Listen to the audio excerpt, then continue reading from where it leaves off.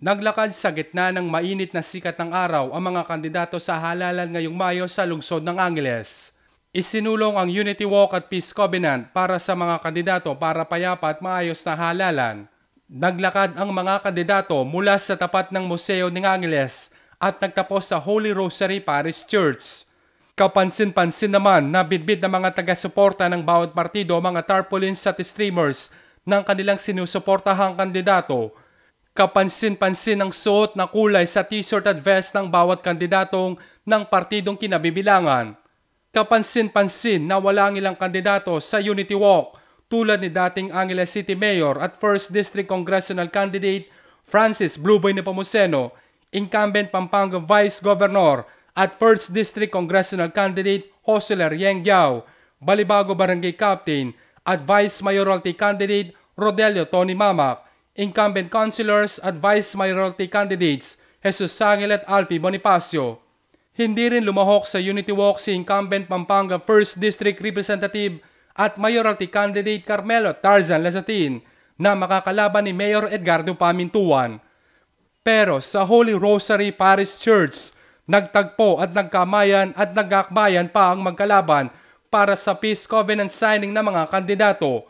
Pinangunahan ng COMELEC, PNP, AFP at ng PPCRP sa Holy Rosary Parish ang Covenant Peace Signing. Kapansin-pansin din ang pagsasama ng dalawang kilalang angkan sa politika ng Angeles City, ang mga Lazatin at Nepomuceno. Kabilang dito ang anak ni Congressman Lazatin na si Carmelo Pogi Lazatin Jr. na humahabol bilang City Councilor, Attorney Brian Matthew C. Nepomuceno na re-electionist City Councilor. Nagsanib puwersa ang mga Lazatin at Nepomuceno laban kay Mayor Pamintuan. Sa partido naman ng ABIA Kapampangan ay umahabol din ang anak ni Mayor Pamintuan na si Edgardo Edu Pamintuan bilang re-electionist City Councilor. Nilagdaan ng mga kandidato sa lungsod ang isang kasunduan para sa payapat malinis na midterm elections sa May 13, 2013. Pinaalalahanan ni San Fernando Pampanga Auxiliary Bishop at Holy Rosary Parish Priest Pablo Virgilio David ang mga kandidato sa nilalaman ng kasunduan. Susumpa mo na panindigan tala, dening kaya katamong kingapo at susumpa mo kingapong gino at kingpamalak ko naman kaya katamo na all of us at tintang tapot kingapong gino. Uling kaya tamo sinumpa. So we will take that very seriously. Sa isang pambihirang pagkakataon ay nakita ang kamayan at pagpapalitrato ng magkakasama ng mga kandidato. I just hope that they should honor the signature as I will honor our signature, you know? Because if you sign a mandate, you have to follow what was in the substance of the covenant, ano? Maganda nga ito eh.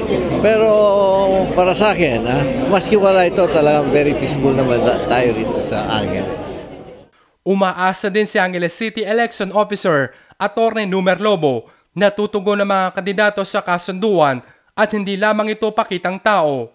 I'm dreaming na sabi nga po maging modelo yung Angeles pagdating sa pagsunod sa mga COMELEC resolutions para din naman ma-appreciate ng mga tao na ay ito pala yung aming mga iboboto. Samantala, isinagawa din nitong nakaraang buwan ang magkasunod na Peace Covenant signing ng mga kandidato sa Mabalacat City at sa Bayan ng Magalang na parte ng unang distrito ng Pampanga, kabilang din ang Angeles City. Ako si Jeffrey Gomez, alerto, alisto sa pagbabalita.